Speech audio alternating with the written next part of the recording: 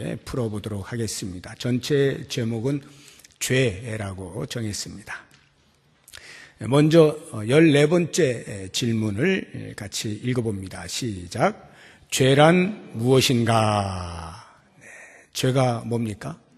거기에 답이 나와 있죠? 같이 읽어보겠습니다.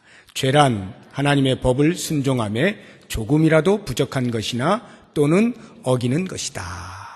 하나님의 법과 관련이 있어요. 그냥 우리가 생각하는 도덕적 그런 개념이 아니고 하나님의 법과 깊은 관련이 있습니다. 그래서 그 법에 모자랄 때 죄라고 한다 하는 것인데요.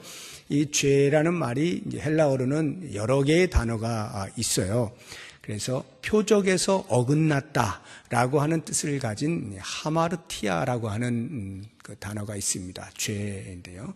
로마서 3장 23절에 나와 있는 모든 사람이 죄를 범하였음에 하나님의 영광이 이르지 못했다라고 하는 그때 그 죄가 이 하마르티아. 그러니까 활이 관역을 향해 쐈는데 거기에 도달하지 못했다 또는 어긋났다. 이런 것이 이제 죄라 이 말이에요. 그 다음에는 불법, 무법, 아노미아라고 하는 것인데요. 이 노모스라고 하는 것이 이제 법이란 말이거든요. 근데 하면은 법이 없다 이 말이에요. 불법 또는 무법, 이것이 죄인 것이고요. 세 번째는 이제 경계를 넘어간다라고 하는 뜻을 가진 파라바시스가 있어요. 파라바시스라고 하는 이 단어는 경계를 넘어갔다. 그러니까 하나님께서 이렇게 울타리를 쳐놓고 여길 넘어가면 안 돼라고 했는데 그걸 넘어가 버리는 것, 이것이 죄다라고 하는 겁니다. 자, 15번째 문제는 이제 14번째는 죄에 대한 그 정의를 우리가 알아본 거고요. 15번째 문제는 이제 죄의 내용이 뭔가 하는 것을 보겠습니다. 문제 같이 읽어봅니다. 우리 시조가 창조된 본래의 상태에서 타락하게 된 죄는 무엇인가? 다 아시죠? 답 시작. 우리 시조가 창조된 본래의 상태에서 타락하게 된 죄는 금지된 실과를 먹은 것이다. 창세기 3장 6절에 나오죠. 보암직도 하고 먹음직도 하고 지혜롭게 할 만큼 탐스럽게 대해서 그냥 탁 따가지고 꼴깍 삼킨 거죠. 그것이 이제 죄의 내용이고요. 16번째 문제는 죄의 기원에 대해서 우리에게 알려주고 있는데 먼저 문제 같이 읽어봅니다. 모든 인간은 아담의 첫 범죄로 타락하였는가? 질문이 좀 그렇습니다만 아무튼 원문이 그렇습니다. 그러니까 모든 인간은 아담의 첫 범죄로 타락하였는가? 우리는 이미 지난 시간에 다 배웠어요. 답을 한번 읽어보죠. 시작. 아담과 맺은 언약은 아담 자신뿐만 아니라 그의 후손도 위한 것이므로 일반적 생육법으로 출생하는 모든 인간은 아담의 첫 범죄로 아담 안에서 범죄하였고 그와 함께 타락하였다. 길게 써놨습니다만 한마디로 말하면 대표성의 원리죠. 우리의 인류의 대표인 아담이 범죄함으로 그 아담의 ordinary generation, 정상적인 생육법, 그러니까 육체와 육체, 남자와 여자가 만나서 아이를 낳는 그러한 정상적인 생육법에 의하여 아담 아래에 있는 모든 후손은 다 이미 조상인 아담이 오염되었기 때문에 전체가 다 오염이 될 수밖에 없다라고 하는 것, 대표성의 원리이죠. 자, 이제 17번, 18번, 19번은 타락의 결과에 대해서 우리에게 이야기를 해주고 있는데요. 먼저 17번째 질문을 같이 읽어봅니다. 그 타락은 인류를 어떤 상태에 빠지게 하였는가? 그러니까 타락으로 인하여서 인간의 지위가 어떻게 변화됐느냐라고 하는 것에 대하여 답을 주고 있습니다. 같이 읽어봅니다. 그 타락은 인류를 죄와 비참의 상태에 빠지게 하였다. 원래 이런 상태가 아니었죠. 파라다이스에서 사는 하나님의 형상대로 지음받은 순전한 인간들이었는데 이 타락의 결과로 인하여서 이렇게 비참한 상태에 빠지게 되었다라고 하는 것입니다. 18번째 문제는 그 타락의 결과 중에서도 타락으로 인한 인간의 죄성이 어떻게 되느냐라고 하는 부분을 우리에게 알려주는데요. 질문 같이 읽어봅니다. 사람이 타락하여 빠지게 된 상태의 죄성은 어떻게 나타나는가?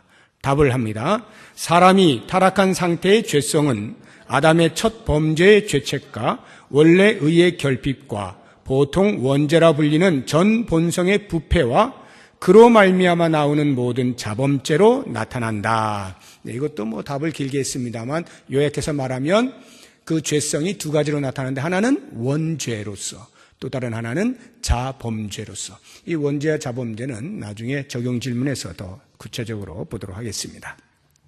마지막 19번째 질문은 타락의 결과로서 그 타락으로 인한 인간에게 주어지는 형벌이 뭐냐라고 하는 것입니다. 질문 같이 합니다. 인류가 타락한 상태에서의 비참함은 무엇인가? 답입니다. 타락으로 인해 모든 인류는 하나님과의 교제를 상실하였고 그분의 진노와 저주 아래 놓여 현세의 모든 비참함과 사망과 영원한 지옥 형벌을 받게 되었다. 네. 하나님과의 교제 상실되어졌죠. 또 육체의 사망이 있죠. 그리고 영원한 지옥 형벌, 최종 사망이 있죠. 이것이 인간이 받아들일 수밖에 없는 타락으로 말미암는 형벌이다라고 하는 것입니다. 자, 이와 같은 이제 질문들을 우리가 이제 보면서 우리가 한번 적용 질문을 한 5가지 정도로만 간단하게 같이 한번 보도록 하겠습니다. 자, 먼저 적용 질문 1번. 거기 나와 있죠? 같이 읽어보겠습니다. 인간의 범죄를 유도한 사탄의 전략은 무엇이었는가? 네. 인간의 범죄를 유도한, 그러니까 첫사람 아담과 하와죠. 제일 처음은 하와에게 이제 뱀이 접근하지 않습니까? 그때 그 사탄의 전략이 무엇이었느냐? 뱀은 사탄이 보낸 것이니까요. 그 사탄의 전략이 무엇이었는가라고 하는 것을 좀 우리가 알면 오늘날에도 우리가 많이 대응하는 데에 도움이 되지 않겠습니까? 한마디로 말하면 이간질하는 겁니다. 하나님과 인간 사이를 이간질하는 거예요. 거의 3가지가 있죠. 첫 번째로 어떻게 이간질을 했느냐? 하나님은 독재자다. 이렇게 인간의 귀에다가 속삭인 겁니다. 하나님은 독재자다. 우리 창세기 3장 1절 같이 읽어보겠습니다. 시작. 그런데 뱀은 여호와 하나님이 지으신 들짐승 중에 가장 강교하니라. 뱀이 여자에게 물어 이르되 하나님이 참으로 너희에게 동산 모든 나무의 열매를 먹지 말라 하시더냐? 이 질문을 보세요. 하나님이 참으로 너희에게 동산 모든 나무의 열매를 먹지 말라 하시더냐? 이게 무슨 말이에요? 하나님께서 막으신 것은 딱 하나죠. 중앙에 있는 선악을 알게 하는 나무의 실과 그것만 손대지 말라고 하고 나머지는 다 허락을 한 겁니다. 그런데 사탄이 어떻게 말을 하냐면 모든 거 먹지 말라 그랬어? 라고 질문을 함으로써 하와의 마음에 한 번도 생각해 보지 않았던 왜 하나님이 다 허락하고 이 하나의 실과만 금하셨을까에 대한 의심이 생기게 만들었다 이 말이에요. 그 전까지만 해도 전혀 그런 생각을 하지 않고 행복하게 살고 있는데 모든 거 먹지 말라 그랬어? 라고 하는 질문을 들어보니까 아니 그거 아니고 다 먹으라는데 요거 하나만 먹지 말라 그런 거야 라는 답을 하려고 하다 보니까 의심이 생긴 거예요. 그러면 왜 이거는 먹지 말라 그랬지? 라고 하는 지적인 호기심을 유발시켰다 이 말이에요. 그래서 그 질문을 통해서 사탄이 하와의 마음속에 넣어주는 것이 뭐예요? 하나님은 인간의 자유를 속박하는 독재자야 라고 하는 말을 해주고 싶었던 거죠. 두 번째, 어떻게 이간질했느냐? 하나님은 순 허풍쟁이다. 하나님은 순 허풍쟁이야. 큰 소리만 치지만 사실은 허풍쟁이다. 이렇게 이간질하는 것인데요. 창세기 3장 4절 말씀 같이 읽어봅니다. 뱀이 여자에게 이르되 너희가 결코 죽지 아니하리라. 너희가 결코 죽지 아니하리라. 사탄이 말하는 게 뭐예요? 걱정하지 마, 걱정하지 마. 하나님은 순 허풍쟁이야. 말로만 큰 소리 빵빵 치고 뭐 죽을 거라는 둥 반드시 죽는다는 그러는 거지 사실은 죽는 거 아니야. 너희들 절대 죽지 않아.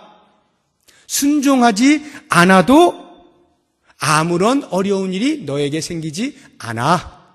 이렇게 하나님을 허풍쟁이로 만들어버리는 거고요. 세 번째는 하나님을 겁쟁이로 이간질을 시키는 겁니다. 창세기 3장 5절 말씀 같이 읽어봅니다. 너희가 그것을 먹는 날에는 너희 눈이 밝아져 하나님과 같이 되어 선악을 알 줄 하나님이 아심이니라. 네. 무슨 말이냐면 하나님께서는 인간이 그 실과를 따먹고 하나님처럼 될까 봐 두려워서 일부러 막으신 것이다, 제한하신 것이다. 하나님은 겁쟁인 거야. 더 깊이 들어가면 그러니까 그 말을 듣지 않고 불순종하고 따먹으면 어떻게 된다는 거예요? 하나님처럼 된다는 거죠. 그게 겁이 나가지고 하나님이 미리 막으신 거야 라고 인간의 교만함을 부추기는 거죠. 이렇게 사탄은 아주 교묘하게 하나님과 인간 사이를 이간질했던 것을 볼 수가 있습니다. 우리의 삶을 한번 이렇게 비추어 보세요. 우리의 삶에도 사탄이 끊임없이 하나님을 오해하도록 이렇게 부추기지 않습니까? 하나님이 좋으신 분이시다라고 하면 자기의 삶을 돌아보니까 도대체 좋으신 하나님이 나한테는 왜 안 나타나시는 거야? 뭐가 좋다는 거야? 한 번도 나는 내 삶에서 좋다는 거 경험해 본 적이 없어. 이런 생각을 할 수가 있어요. 하나님은 전능하시다. 그런데 도대체 전능하신 하나님이 나한테는 왜 이렇게 힘든 상황을 계속 놔두시는 거야? 하나님께서 좀 힘을 발휘하셔가지고 나를 좀 높은 곳으로 올라가게 해주시면 좋지 않나? 이런 생각이 끊임없이 드는 거예요. 하나님이 선하시다, 하나님이 좋으신 분이시다, 하나님은 최상을 우리에게 주신다. 다 달콤한 말뿐이지 실제로 나에게 언제 하나님이 그러셨어?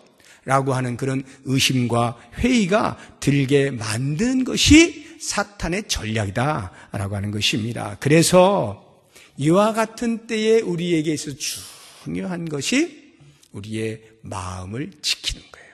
마음을 지키는 겁니다. 이 마음에서 생명의 근원이 나오거든요. 잠언을 같이 보겠습니다. 4장 23절 시작. 모든 지킬 만한 것 중에 더욱 내 마음을 지키라. 생명의 근원이 이에서 남이니라. 마음을 단단히 먹어야 돼요. 하나님과 나 사이에 이간질하는 그 어떠한 말도 내가 들어보니 정말 합당하고 맞아 고개가 끄덕거려질 만한 그러한 것이라 할지라도 내가 하나님을 향하여 신뢰함이 무너지게 되는 것이라고 한다면 과감하게 내려놔야 되는 거예요. 내 마음에서 떨쳐버려야 되는 거예요. 그것이 마음을 지키는 겁니다. 이게 신앙이에요. 이게 신앙. 좋은 신앙이라고 하는 것은 다른 데 있지 않습니다. 어떤 우리가 뭘 세상에서 잘 나가는 그것을 가지고 하나님이 축복하셔서 라는 그런 어떤 좋은 신앙이 아니고요. 힘들고 어렵고 내 마음에서 사탄이 끊임없이 하나님에 대하여 이간질을 하고 있는 그 상황에서 변치 아니하고 하나님을 온전히 신뢰하고 붙들고 있는 이것이 좋은 신앙이에요. 이런 신앙을 우리가 가질 수 있어야 되고 이러한 사탄의 전략을 알게 되면 우리가 버텨내는 힘이 있을 수 있겠죠. 자, 적용 질문 두 번째 같이 읽어보겠습니다.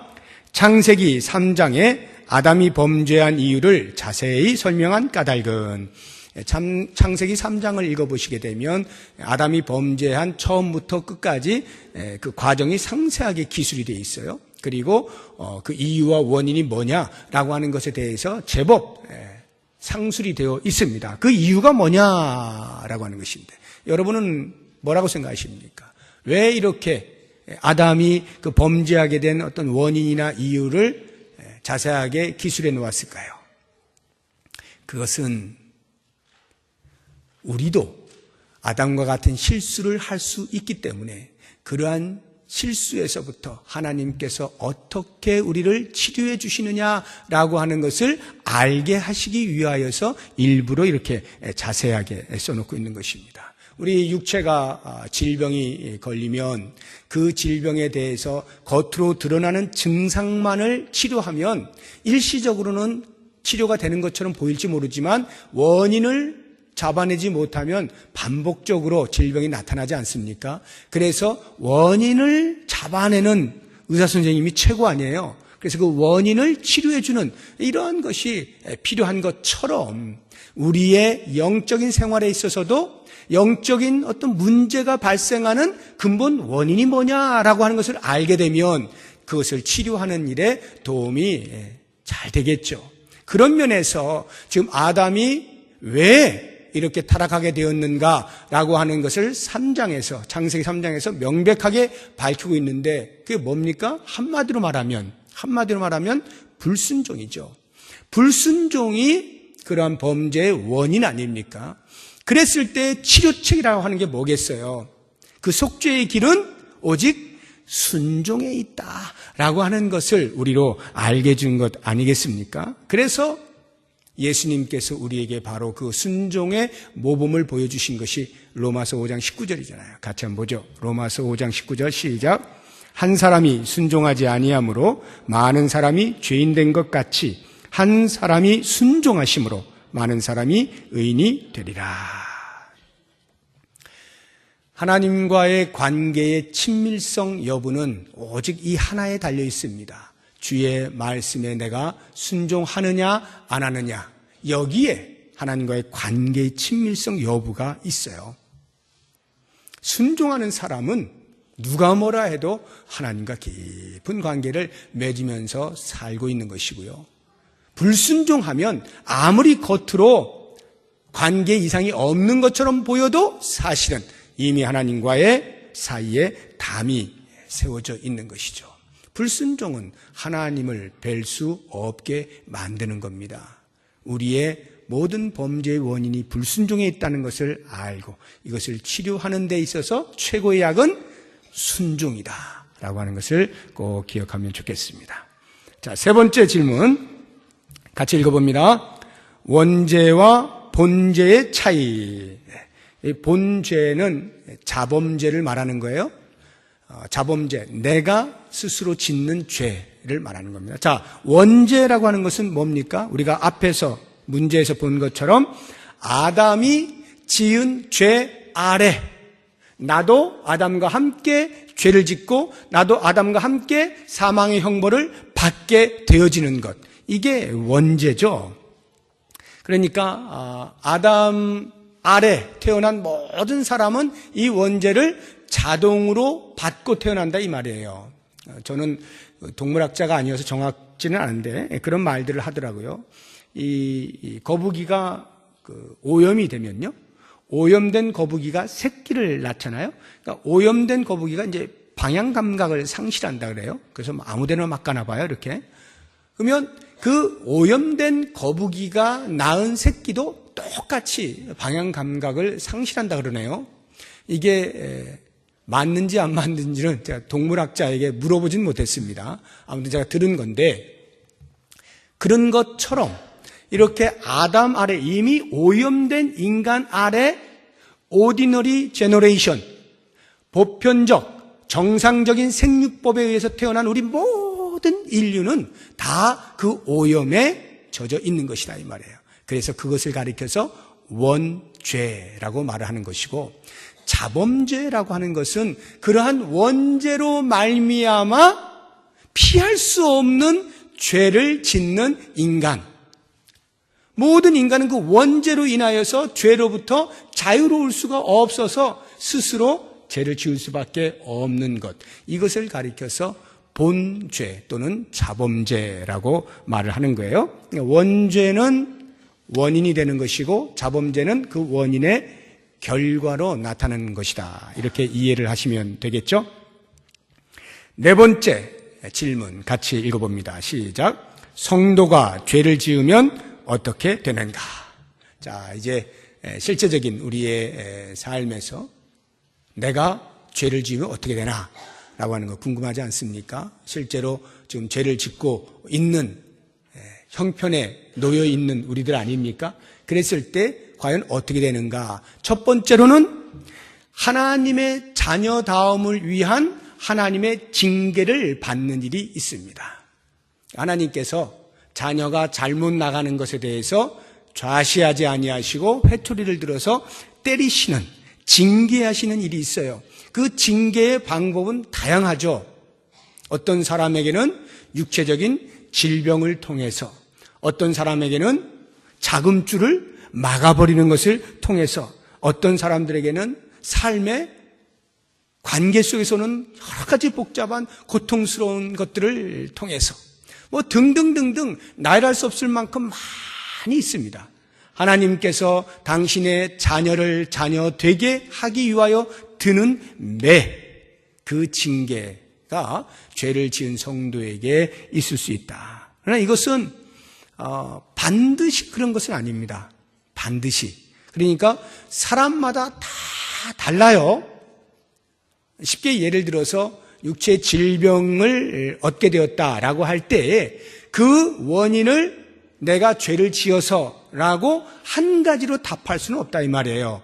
육체의 질병의 원인이 죄 때문만은 아니고 여러 가지 다른 이유도 있는데 죄로 인하여서 올 수 있는 현상 중에 하나가 육체의 질병이다 이거예요. 그러니까 그것은 본인이 잘 분별할 수 있어야 되겠죠. 무조건 어디 아프기만 하면 아이고 내가 죄를 지어서 습관적으로 이렇게 하는 것은 진정한 회개가 나오지 않을 겁니다. 그렇게 되면 잘 보셔야 되고요. 그래서 정말 이 질병이 내가 하나님 앞에 범죄한 것으로 인하여서 온 것이라고 여겨지게 될 때에는 어떻게 되겠어요? 눈물 콧물 다 쏟는 거죠.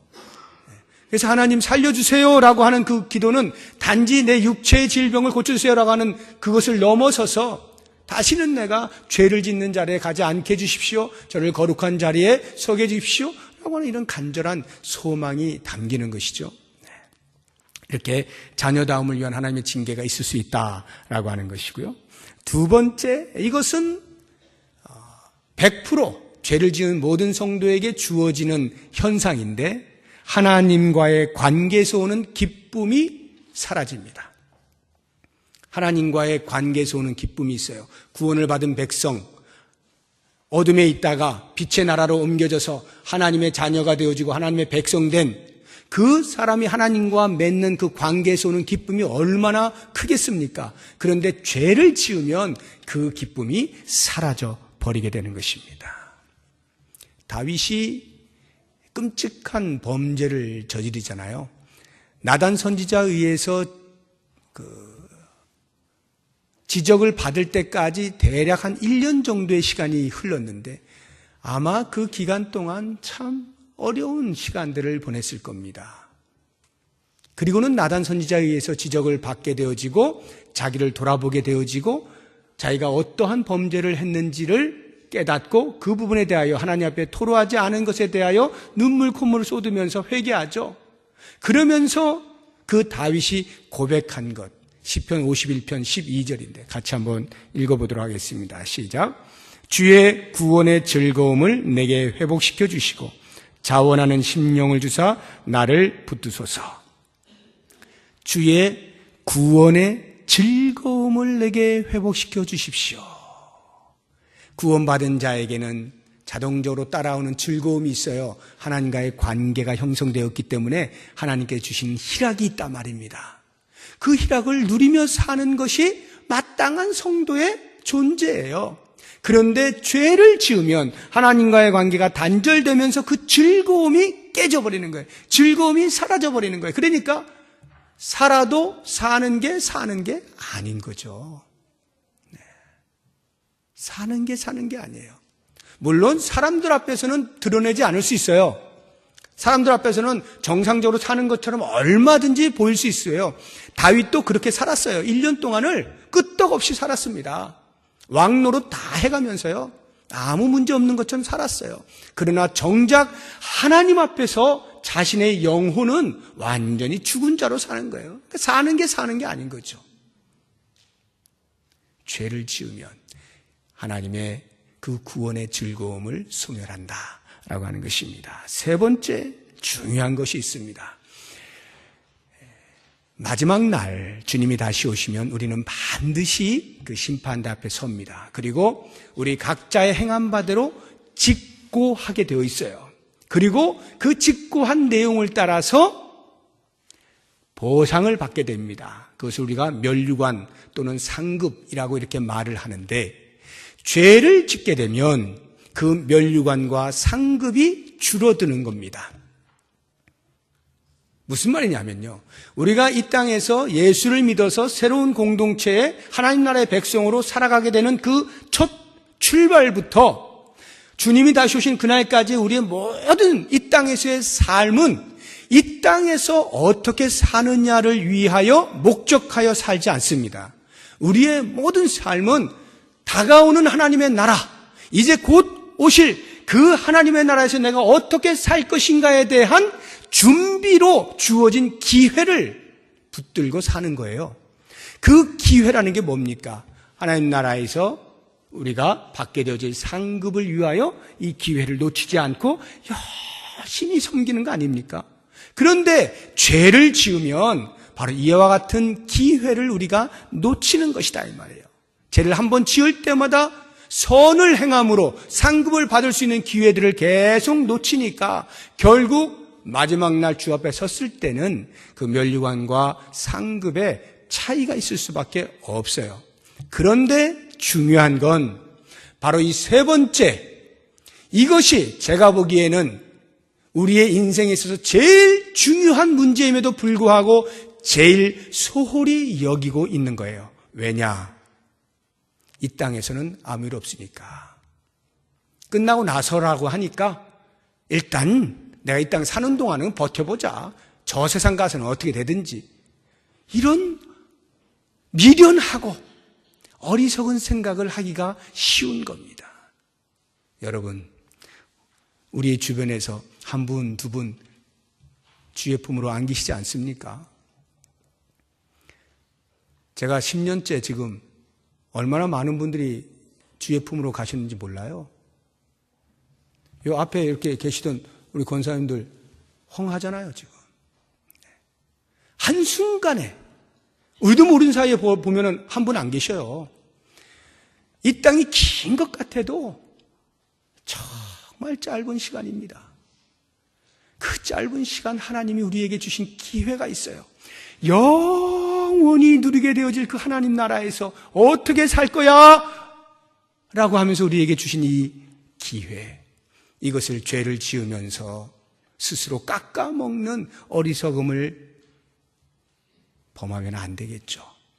어떻게 해서든지 죄를 멀리하고 거룩의 삶을 살면서 예수 그리스도의 성품에 가까이 나아가면서 주께서 우리에게 맡긴 사명을 따라서 성실하게 신실하게 살아드리는 그 삶으로 계속 우리의 면류관과 상급을 쌓아가는, 이게 지혜로운 거 아니겠습니까? 그러므로 여러분, 이 죄를 지으면 어떻게 되는가라고 하는 이 세 번째 부분을 꼭 기억하시고 두려운 마음을 가지시고 적극적으로 선을 행하셔서 모든 죄를 이기실 수 있기를 바랍니다. 마지막 다섯 번째 질문 같이 읽어보겠습니다. 지옥은 어떤 곳인가? 네. 지옥은 어떤 곳인가? 어떤 곳일까요? 다윗이 범죄하던 그 1년 사는 게 아니라 그랬죠. 그런 삶이 뭐예요? 지옥 같은 삶이죠. 다윗이 지옥 같은 삶을 1년 동안 살았어요. 자, 이렇게 말할 때 그 지옥 같다라고 표현하는 그 표현 속에 나타나는 의미가 뭡니까? 이것보다 더 심한 고통이나 고난이나 이런 것은 없을 거야 라고 할 때 우리가 보통 지옥 같다라는 말 쓰지 않습니까? 어떤 큰 국가적 재난을 당했을 때 지옥도 이런 지옥이 없습니다. 생지옥입니다. 뭐 이런 이제 말들 하는 거 들어보셨잖아요. 그 생지옥이라는 게 무슨 말이에요? 더 이상의 어려움이, 더 이상의 아픔이 없을 것만 같은 최고의 악한 상태, 아픔의 그 상태, 그것을 표현할 때 지옥 같다라고 하는 표현을 하고 있지 않습니까? 이 성경도 한번 볼까요? 시편 116편 3절입니다. 같이 읽어봅니다. 사망의 줄이 나를 두르고 수월의 고통이 내게 이름으로 내가 환난과 슬픔을 만났을 때에, 여기 수월이 지옥을 말하는 거예요. 음부, 지옥.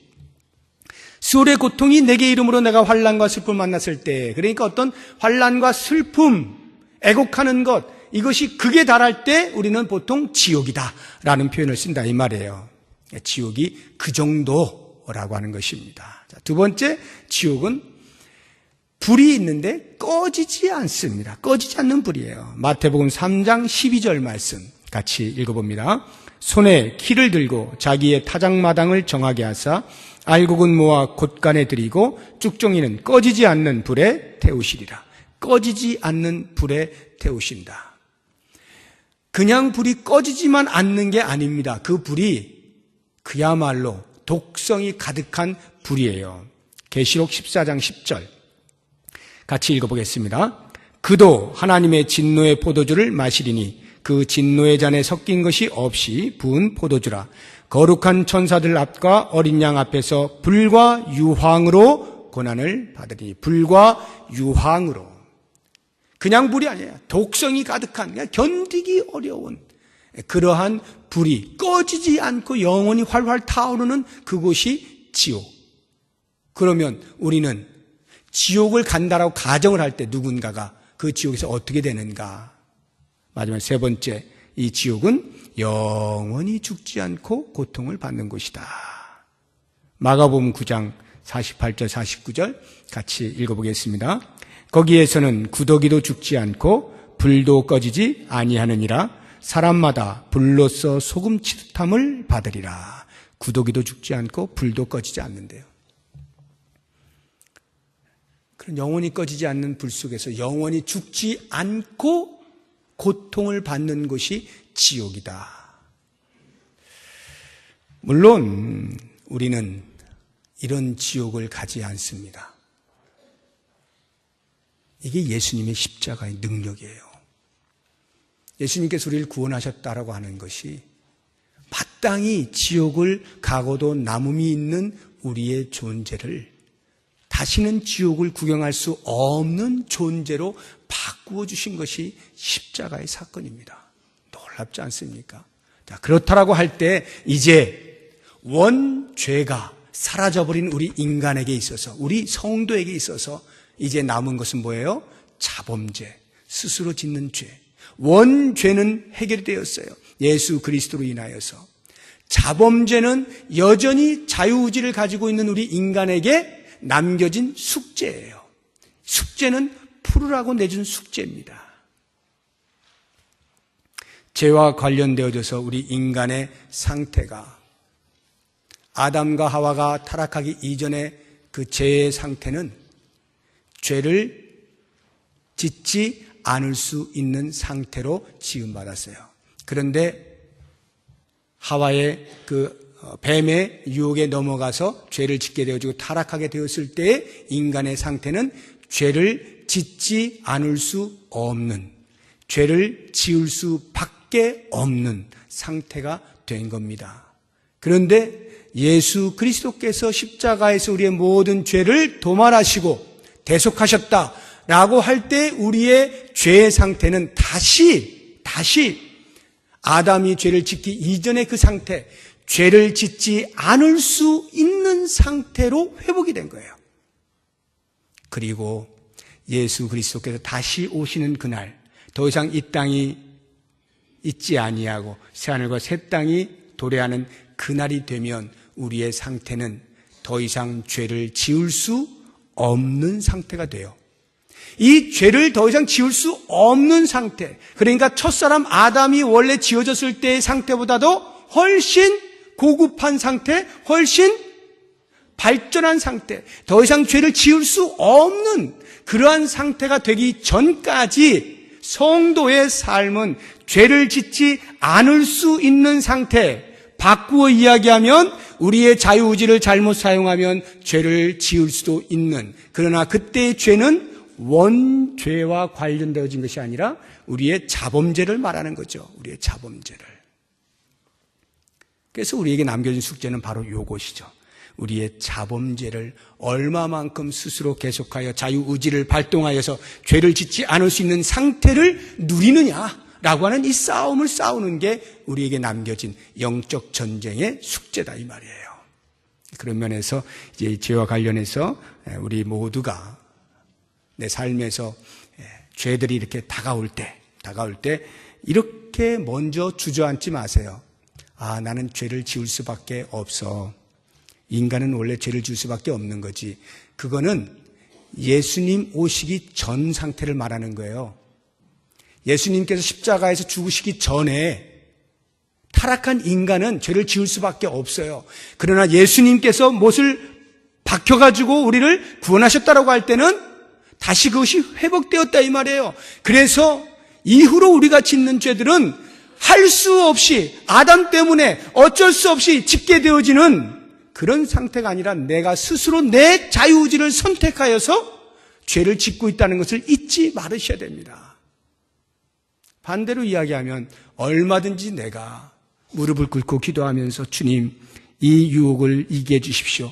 죄를 물리칠 수도 있다 이 말이에요. 그래서 그 선택의 여부에서 계속 우리는 갈등하면서 전쟁을 벌일 수밖에 없는데 우리 모두가 이러한 죄에서부터 한 걸음 한 걸음 이기는 훈련을 자꾸 하시고 나는 원래 죄를 지을 수밖에 없어라고 스스로 먼저 포기하고 먼저 주저앉고 죄가 다가오면 난 졌어 이러지 마시란 말이에요. 선포하시고 누가 나를 정죄할 거야?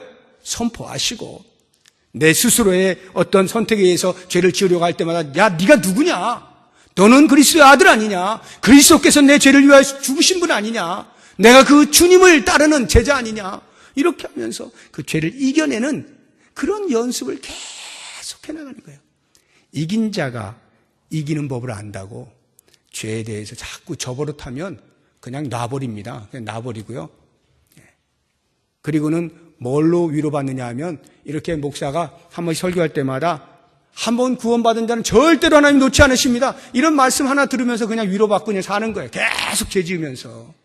그러면 안 되죠. 그러면 안 돼요. 이건 나의 자유의지의 문제입니다. 하나님이 나에게 자유를 주셨거든요.